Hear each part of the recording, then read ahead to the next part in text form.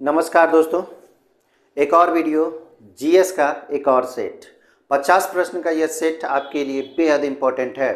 दोस्तों बस एक रिक्वेस्ट है आपसे कि जितना ज़्यादा हो सके शेयर ज़रूर करें, अपने दोस्तों के बीच, अपने रिश्तेदारों के बीच शेयर करें।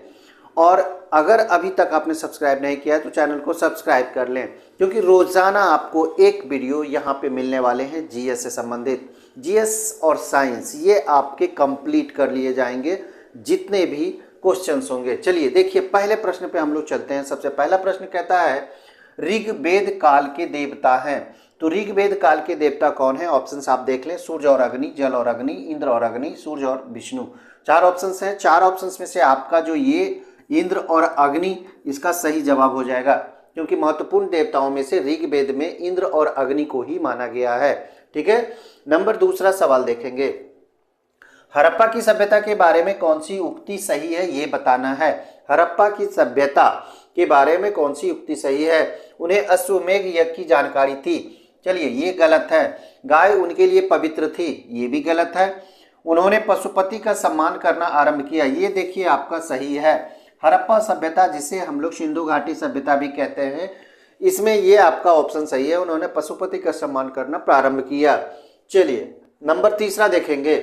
उपनिवेश काल में पहली सहायक संधि निम्नलिखित में से किसके साथ की गई थी? सहायक संधि की यहाँ पे चर्चा की जा रही है। अवध, मैसूर, हैदराबाद या फिर पेशवा, ये चार ऑप्शन हैं आपके। चार ऑप्शंस में से आप यहाँ पे देखें कि सबसे पहले जो औपनिवेशिक काल था उसमें सहायक संधि को स्वीकार किया था हैदराबाद के निजाम के द्वारा। तो ये सहायक संधि किसने शुरू किया था ये पहले आप जान लें।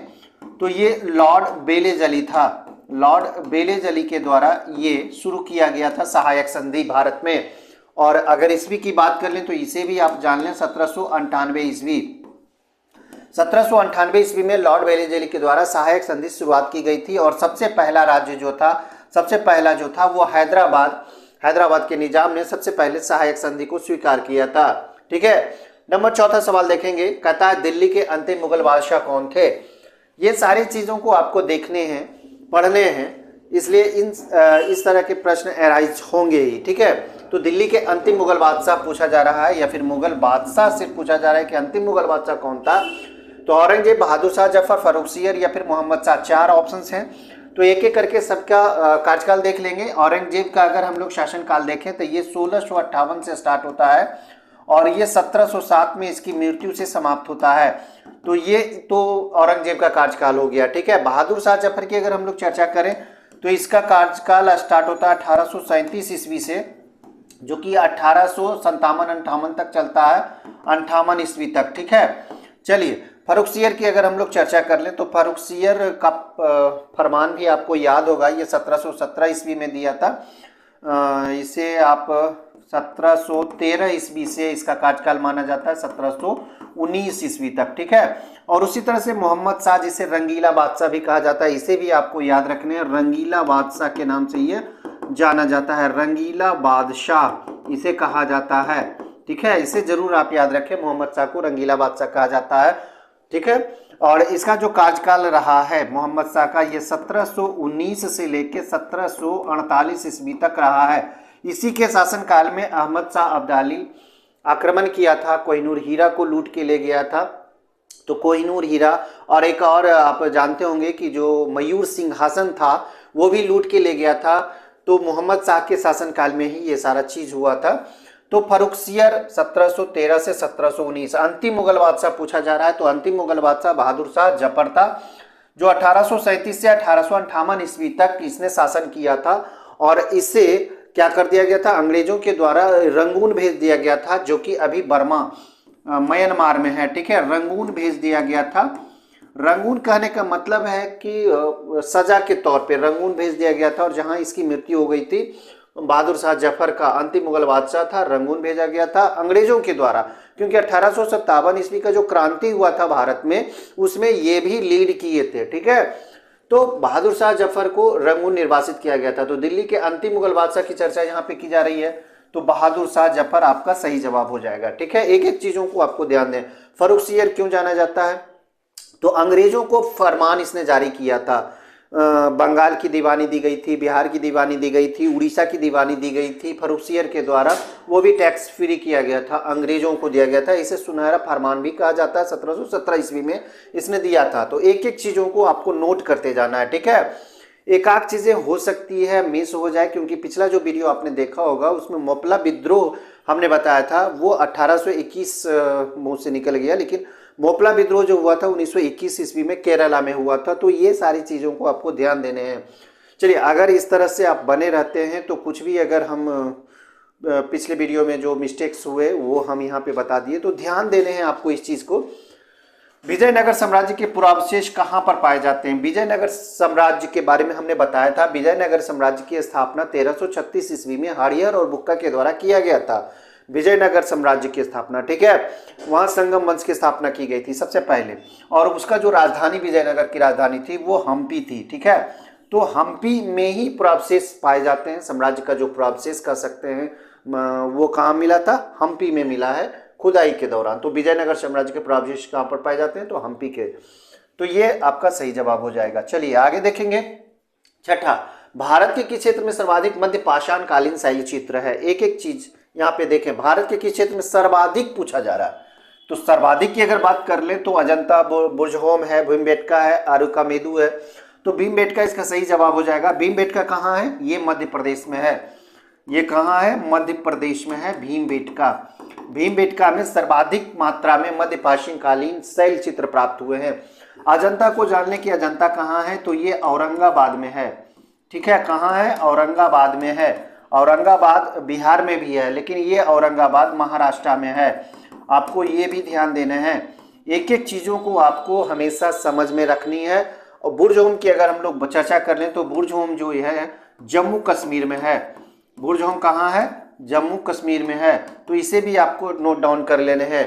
अरिकामेदु की अगर हम लोग बात करें तो ये पुदुचेरी में है, पुदुचेरी में है। और सभी जितने भी आप देख रहे हैं, अजंता है, बुर्जहोम बेटका है, अरिकामेदु है, सभी पुरातत्व के लिहाज से बहुत महत्वपूर्ण है। किसी समय भी कोई भी एग्जाम में ये सारे क्वेश्चंस एराइज होते हैं, पूछे जाते हैं, लेकिन खास करके सबसे ज़्यादा भीमबेटका के बारे में, अजंता के बारे में, बुर्जहोम के बारे में ये पूछा ही जाता है।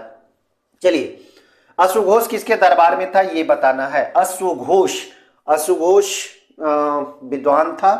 अश्वघोष के द्वारा जो एक रचित पुस्तक है आप जानते होंगे, बुद्धचरितम, ठीक है। अश्वघोष के द्वारा जो रची गई पुस्तक है बुद्धचरितम, इसे कहा जाता है। बहुत महत्वपूर्ण पुस्तक है, बार बार परीक्षाओं में पूछे जाते हैं। बुद्धचरितम किसने लिखा? तो अश्वघोष के द्वारा लिखा गया है। चंद्रगुप्त मौर्य, ये चंद्रगुप्त द्वितीय है, जिसे विक्रमादित्य के नाम से भी जाना जाता है। ये गुप्त वंश के हैं, इसे भी आपको याद रखने हैं, गुप्त वंश के हैं। अगर इसका कार्यकाल जाने तो 375 ईस्वी से इसका कार्यकाल 414 ईस्वी तक रहा था। बहुत इंपॉर्टेंट है चंद्रगुप्त द्वितीय, विक्रमादित्य जिन्हें कहा जाता है। कनिष्क की अगर बात कर ले तो ये 78 ईस्वी से माना जाता है, 78 ईस्वी से, ठीक है, कनिष्क का शासनकाल माना जाता है। उसके बाद अगर हम चंद्रगुप्त मौर्य की बात करें तो 322 ईसा पूर्व से इसके माना जाता है। चंद्रगुप्त मौर्य का जो शासनकाल माना जाता है 322 ईसा पूर्व से। हर्षवर्धन की अगर बात कर लें, हर्ष की बात कर लें तो 606 ईस्वी से इसका कार्यकाल शुरू होता है। तो अश्वघोष किसके दरबार में था? तो ये कनिष्क के दरबार में था, ये आप जरूर याद रखें। अश्वघोष किसका दरबारी कवि था? तो ये कनिष्क का दरबारी कवि था। चलिए आगे देखेंगे। क्वेश्चन नंबर 8 है, अलाउद्दीन की दक्षिण भारत के प्रतिनीति क्या थी? अलाउद्दीन मतलब अलाउद्दीन खिलजी के बारे में यहाँ पे कहा जा रहा है, क्योंकि दक्षिण भारत को जीतने का श्रेय सबसे पहले अलाउद्दीन खिलजी को ही जाता है, ठीक है। अलाउद्दीन खिलजी की अगर हम लोग यहाँ पे चर्चा कर लें तो अलाउद्दीन खिलजी जो शासक बना था, ये कब बना था? सल्तनत काल में 1296 ईस्वी में ये अपने चाचा की हत्या करके राजा बना था, शासक बना था, जो कि 1316 ईस्वी तक यह शासन किया था, ठीक है। इस दौरान ये बहुत सारे राजाओं को जीता था, लूटा था, खास करके इसका मकसद लूटना ही था। तो साम्राज्य विस्तार, धन लूटना, इस्लाम का प्रसार, अपनी सीमाओं की सुरक्षा। तो इसका सबसे महत्वपूर्ण जो रीजन था ये दक्षिण भारत के प्रति ये धन को लूटना ही इसका प्रमुख कारण था, ठीक है। तो अलाउद्दीन खिलजी किसका कब का शासक था? 1296 से 1316 ईस्वी, ये सल्तनत काल का महत्वपूर्ण शासक था अलाउद्दीन खिलजी, ठीक है। चलिए आगे देखेंगे, तुगलक वंश का अंतिम शासक कौन था?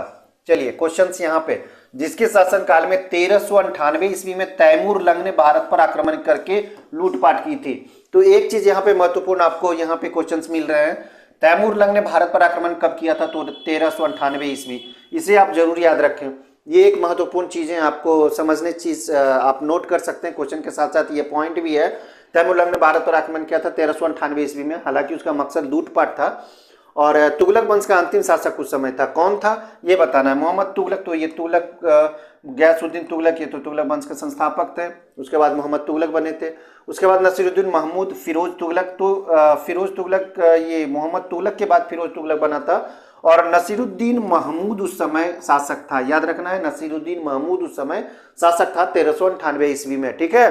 तो सबसे पहले गयासुद्दीन तुगलक ही ये तुगलक वंश का संस्थापक था, गयासुद्दीन तुगलक इसे कहा जाता है। उसके बाद मोहम्मद तुगलक राजा बना था, उसके बाद फिरोज तुगलक राजा बना था।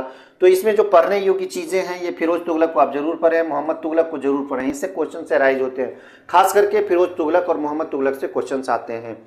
चलिए आगे देखेंगे, गायत्री मंत्र का सर्वप्रथम उल्लेख कहाँ मिलता है। देखिए सल्तनत काल में दो चार चीजें पढ़ने का है, खास करके अलाउद्दीन खिलजी को पढ़ लें, गुलाम वंश की शुरुआती जैसे बलबन हो गया, इल्तुतमिश हो गया, इसे पढ़ लें।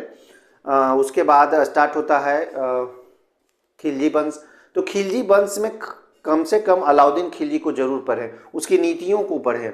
उसके बाद तुगलक वंश में खास करके मोहम्मद बिन तुगलक का कुछ जो काम है, जैसे कि जिसके लिए उसे सन की बादशाह भी कहा गया था, जैसे कि राजधानी को परिवर्तित करना, ठीक है, और युद्ध से पहले सेनाओं को वेतन दे देना, ठीक है। तो ये सारी चीज़ें उसने कुछ किया था, जिसके कारण उसके सन की बादशाह कहा जाता है, कुछ नीतियां उन्होंने अनुसरण किया था।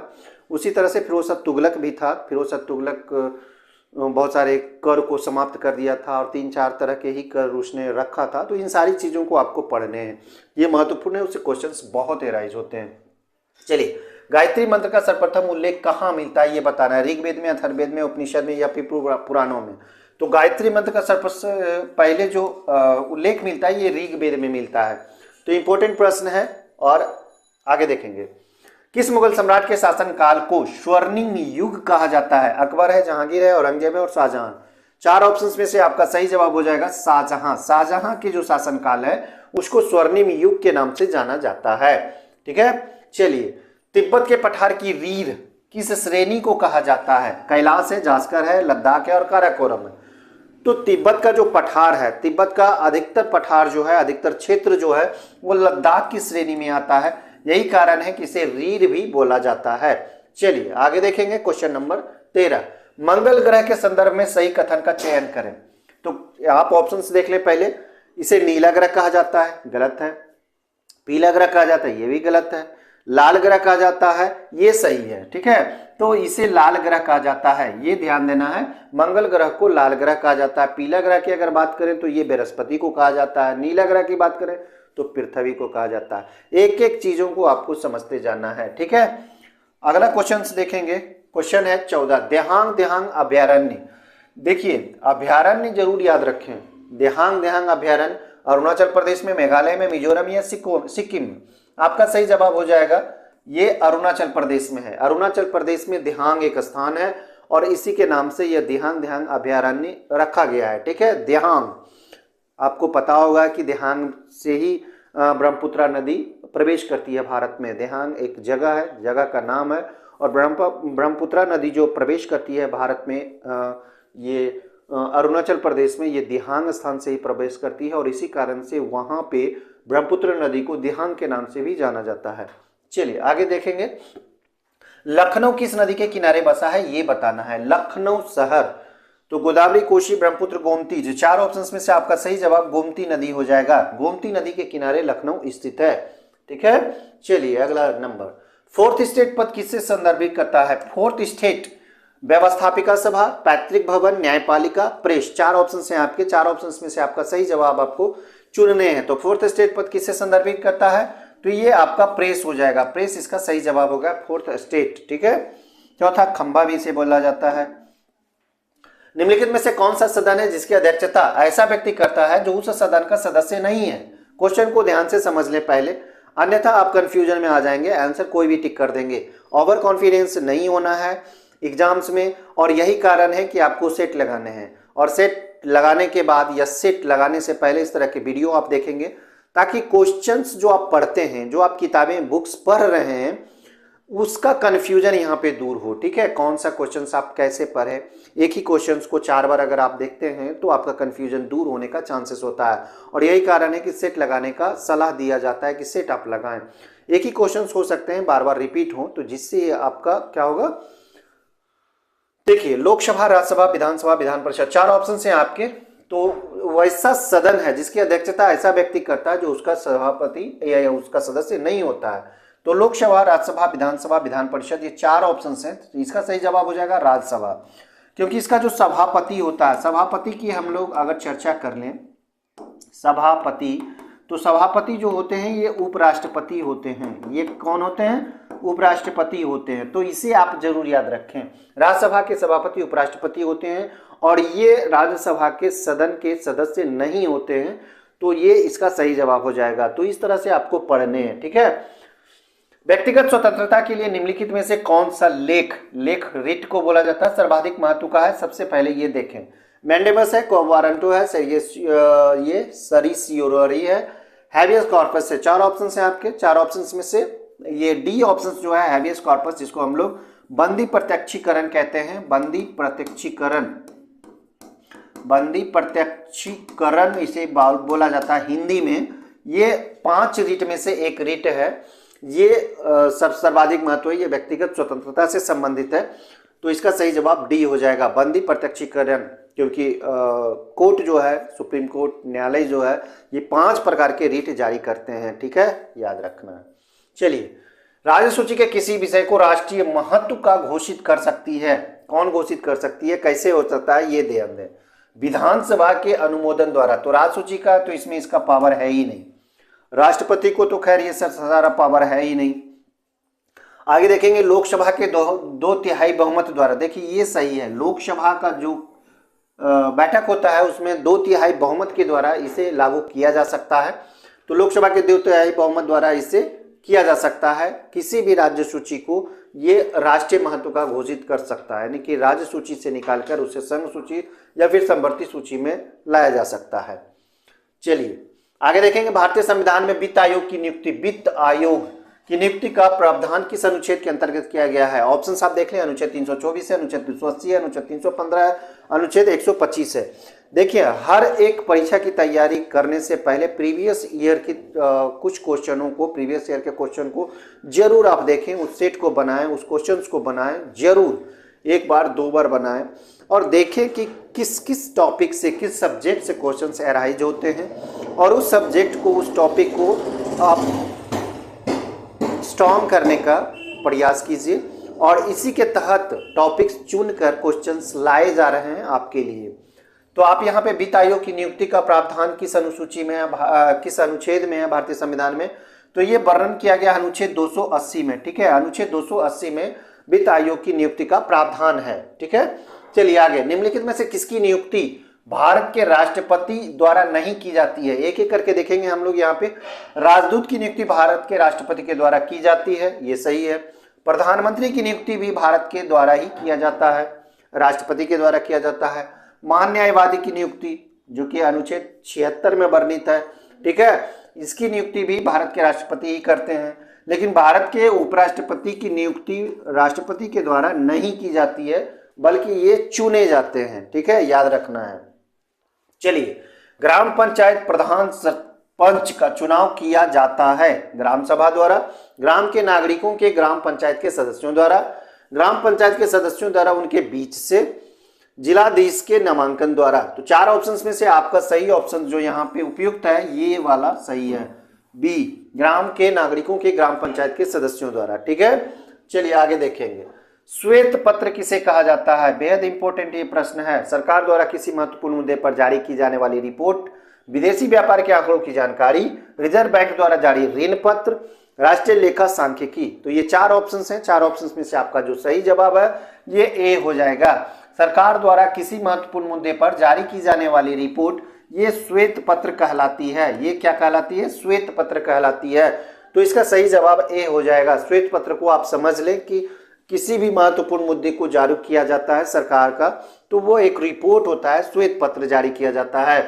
24 नंबर सवाल देखेंगे, लोकसभा के सदस्यों की संख्या निर्धारित करने का आधार होता है। निर्धारित कौन करता है? तो संसद में होता है।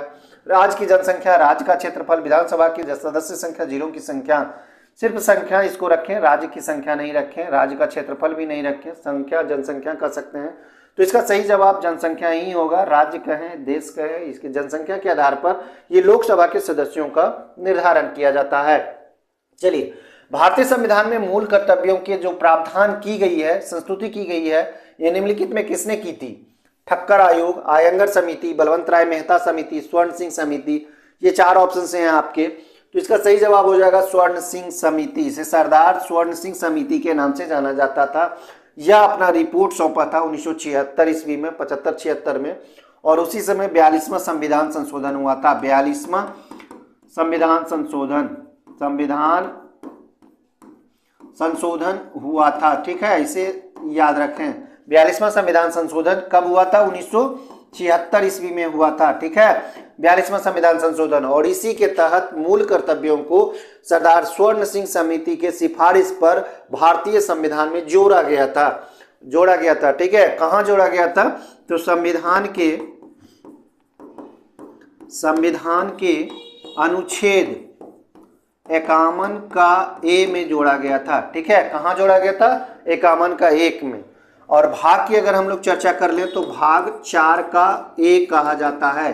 क कहें या ए कहें, ठीक है, भाग 4 ए में अनुच्छेद 51 ए में जोड़ा गया था।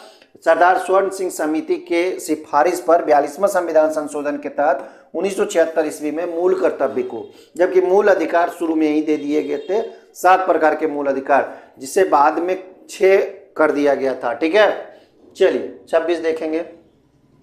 व्यक्तिक किसने प्रारंभ किया था? व्यक्तिक नहीं, इसे व्यक्तिगत सत्याग्रह बोला जाता है। व्यक्तिगत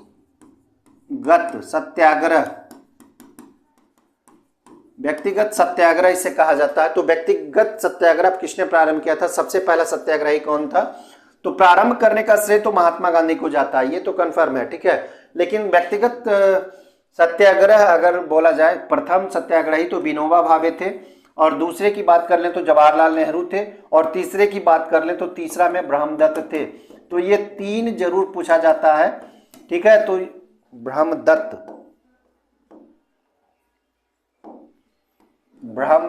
थे। ठीक है, तो ये 3 जरूर पूछे जाते हैं, आपको याद रखने हैं। चलिए 27 नंबर सवाल देखेंगे। 27 कहता है भारतीय सिविल सेवा में चुने गए पहले भारतीय का नाम बताना है।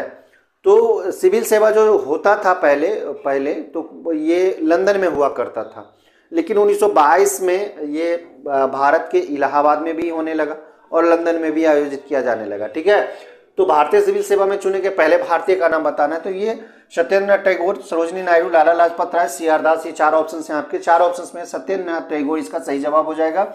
ये सबसे पहले व्यक्ति थे, पहले भारतीय थे जो भारतीय सिविल सेवा में चुने गए थे। चलिए, बंगाल में अस्थायी बंदोबस्त किसने शुरू किया था? Warren Hastings, Lord Cornwallis, William Bentinck, Robert Clive.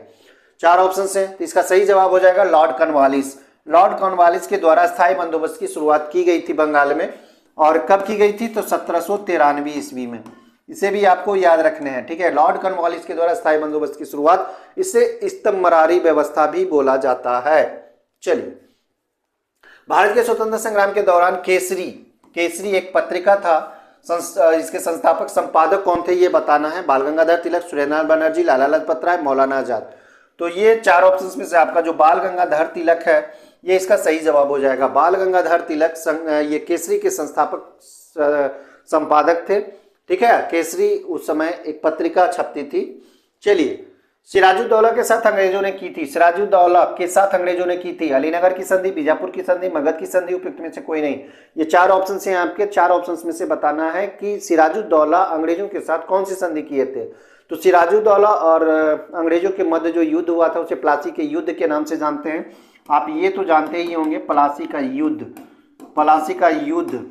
किसके मध्य हुआ था? अंग्रेजों और सिराजुद्दौला के बीच में हुआ था 1757 ईस्वी में।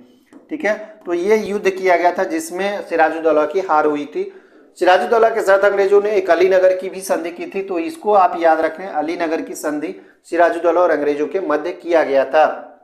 चलिए आगे देखेंगे 31 नंबर सवाल, मनी लॉन्ड्रिंग बिल। ध्यान से देखें, मनी लॉन्ड्रिंग बिल का संबंध निम्नलिखित में किससे है? ध्यान से देखें, आप पकड़ लेंगे।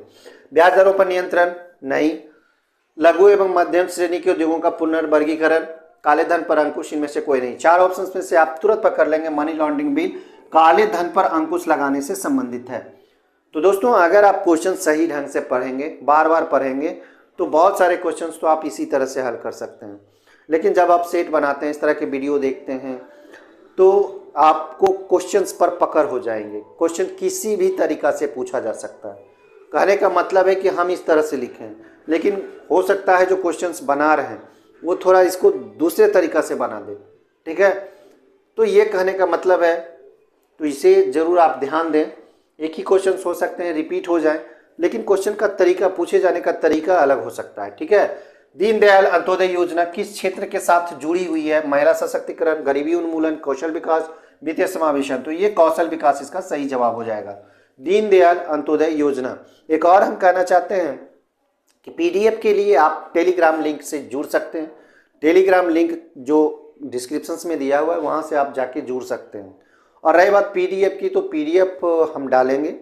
पीडीएफ में आंसर हम नहीं देते हैं, ये मेरा अपना मानना है, अपना मत है, हम आंसर नहीं देते हैं। आप वीडियो देखें, वीडियो देखने के बाद ही आप पीडीएफ का मांग करें और पीडीएफ देखें। सबसे पहले वीडियो देखें, तब आप पीडीएफ देखें। मेरा कहने का मतलब है कि सबसे पहले आप वीडियो देख लें, उसके बाद आप पीडीएफ देखें। इससे क्या होगा कि वीडियो देखने के बाद जब आप पीडीएफ बनाएंगे तो आपकी तैयारी पकड़ी जाएगी कि आप कितने पानी में हैं, आप वीडियो से क्या सीखें, ठीक है। इसलिए उसमें आंसर नहीं होता है, आपको वीडियो देखना ही होगा। आप वीडियो देखेंगे, उस आधार पे आप पीडीएफ को खोलकर सारे क्वेश्चंस को पढ़ सकते हैं। कहीं भी कोई दिक्कत हो तो आप फिर से वीडियो देखें, ठीक है। चलिए, और हाँ, पीडीएफ मिलेंगे, धैर्य रखें, सारे पीडीएफ आपको मिल जाएंगे। 33-34 वीडियो आ चुका है, तो सभी पीडीएफ आपको मिलेंगे। 12-14 पीडीएफ तो डालेगा जा चुके हैं टेलीग्राम पर, तो आप वहाँ से देख सकते हैं। 12 या 14 पीडीएफ हम डाल चुके हैं। बाकी के जो 18-19 पीडीएफ हैं, ये बहुत जल्द धीरे धीरे करके हम डाल देंगे। तो पीडीएफ जरूर देखें, लेकिन वीडियो देखने के बाद। चलिए 33 नंबर सवाल देखेंगे। आरंभिक वैदिक साहित्य में सर्वाधिक वर्णित नदी गंगा, सतुद्री, सरस्वती, सिंधु। 4 ऑप्शन हैं, इसका सही जवाब हो जाएगा सिंधु नदी। सर्वाधिक बार आरंभिक वैदिक साहित्य में सर्वाधिक बार अगर किसी नदी की चर्चा की गई है तो वह है सिंधु नदी। स्टील में कठोरता प्रदान करने के लिए निम्नलिखित में किसकी मात्रा बढ़ाई जाती है? कठोरता प्रदान करने के उद्देश्य से carbon, silicon, chromium, manganese. 4 option हैं आपके, तो 4 ऑप्शन में से आपका सही जवाब मैग्नीज हो जाएगा। मैग्नीज की मात्रा बढ़ाने से स्टील की जो कठोरता होती है, इस्पात की जो कठोरता होती है, वो बढ़ती है। आधुनिक मनुष्य के हाल का पूर्वज, ध्यान से देखें, हाल का पूर्वज पूछ रहा है आधुनिक मनुष्य का। क्रो-मैग्नॉन मानव, जावा मानव, पैकिंग मानव, निएंडरथल मानव। तो इसका सही ऑप्शन हो जाएगा क्रो-मैग्नॉन मानव, ठीक है। आधुनिक मनुष्य के हाल का पूर्वज पूछा जा रहा है, तो क्रो-मैग्नॉन मानव ही इसका सही जवाब होगा। चलिए, पूर्व पाषाण काल का संदर्भ किसके लिए आता है? पूर्व पाषाण काल का संदर्भ। क्वेश्चंस अगर आप समझ गए, आंसर आपके लिए आसान होगा। अंध मानव, प्रागैतिहासिक मानव, आदिवासी मानव, आधुनिक मानव। 4 ऑप्शंस में से आपका पूर्व पाषाण काल का संबंध प्रागैतिहासिक काल से है, प्रागैतिहासिक मानव से है, ठीक है। 36 का सही जवाब बी। अब आगे देखेंगे 37 नंबर, जीव विकास को सर्वप्रथम किसने समझाया था? जीव विकास को, हर एक पॉइंट को ध्यान से समझना है। न्यूटन, आइंस्टाइन, लैमार्क, इनमें से कोई नहीं। तो 4 ऑप्शंस में से लैमार्क जो होगा, ये जीव विकास को सबसे पहले समझाया था, ठीक है। जीव विकास का सिद्धांत दिया था लैमार्क ने। विकासवाद का सिद्धांत, अब देखिए यहाँ पे विकासवाद का सिद्धांत किसने प्रतिपादित किया था? स्पेंसर ने, वॉलेस ने, एक्सले ने, डार्विन ने। 4 ऑप्शन से आपके 4 ऑप्शन में से आपका सही जो जवाब होगा ये चार्ल्स डार्विन होगा। चार्ल्स डार्विन ने ही विकासवाद का सिद्धांत दिया था, ठीक है। तो 38 का सही जवाब डी हो जाएगा। चलिए आगे देखेंगे नंबर 39, भारतीय संविधान में 9वीं अनुसूची परिवर्धित हुई थी। 9वीं अनुसूची, सबसे पहले आप जानते होंगे कि संविधान जब बनकर तैयार हुआ था तो उसमें 8 अनुसूची थी, 22 भाग थे, 395 धाराएं थी। तो धाराएं भी बढ़ी, अनुच्छेद भी बढ़े, भाग 10 के 10 22 ही रहे, लेकिन अनुसूची भी 8 से बढ़कर 12 हो गई। पहले कितने थे, 8 अनुसूची थी, ठीक है। जिस समय संविधान बनकर तैयार हुआ था तो अनुसूची की संख्या कितनी थी, 8। लेकिन अभी जो कह सकते हैं वर्तमान में अनुसूची की संख्या कितनी है, ये 12 है। ये वर्तमान में हम बात कर रहे हैं, वर्तमान में, ठीक है, 12 अनुसूची है। तो सबसे पहले 9वीं अनुसूची को जोड़ा गया था 8वां संशोधन द्वारा, 9वां संशोधन द्वारा, प्रथम संशोधन द्वारा, 42वां संविधान संशोधन द्वारा। तो इसका सही जवाब प्रथम संशोधन द्वारा जोड़ा गया था 1951 ईस्वी में। 1951 ईस्वी में सबसे पहला संविधान संशोधन किया गया था और 9वीं अनुसूची को जोड़ा गया था। तो इसका सही जवाब प्रथम संशोधन 1951 ईस्वी।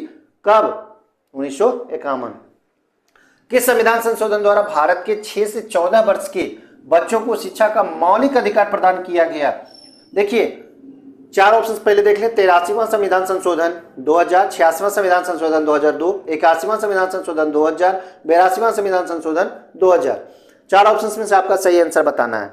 ये मौलिक अधिकार में भी जोड़ा गया है और मौलिक कर्तव्य में भी जोड़ा गया है, ठीक है। मौलिक अधिकार में भी इसे जोड़ा गया है और मौलिक कर्तव्य में भी जोड़ा गया है। तो ध्यान देना, मौलिक कर्तव्य 51 के ए में वर्णित है, जबकि ये जो 6 से 14 मौलिक अधिकार को जोड़ा गया है, मौलिक अधिकार के रूप में ये जोड़ा गया है अनुच्छेद 21 का ए में जोड़ा गया। ध्यान देना है, ठीक है। मौलिक अधिकार में 6 से 14 वर्ष का जो मौलिक अधिकार दिया गया है, बच्चों की शिक्षा का मौलिक अधिकार दिया गया है, यह अनुच्छेद 21 के ए में वर्णित है। लेकिन इसी को अगर मौलिक कर्तव्य की बात करें तो इसे जोड़ा गया है 51 के ए में। ध्यान देना है इस चीज को। और यह संविधान संशोधन हुआ है 86वां संविधान संशोधन, जो कि 2002 ईस्वी में किया गया। तो ये बहुत इंपॉर्टेंट सवाल है, इसको जरूर आप याद रखें, इसे जरूर याद रखें। चलिए, हमारे संविधान में निम्नलिखित में से किस मूलभूत अधिकार का समावेश नहीं किया गया है? आप 4 ऑप्शंस यहाँ पे देख लें। हमारे संविधान में निम्नलिखित में किस मूलभूत अधिकार का समावेश नहीं किया गया?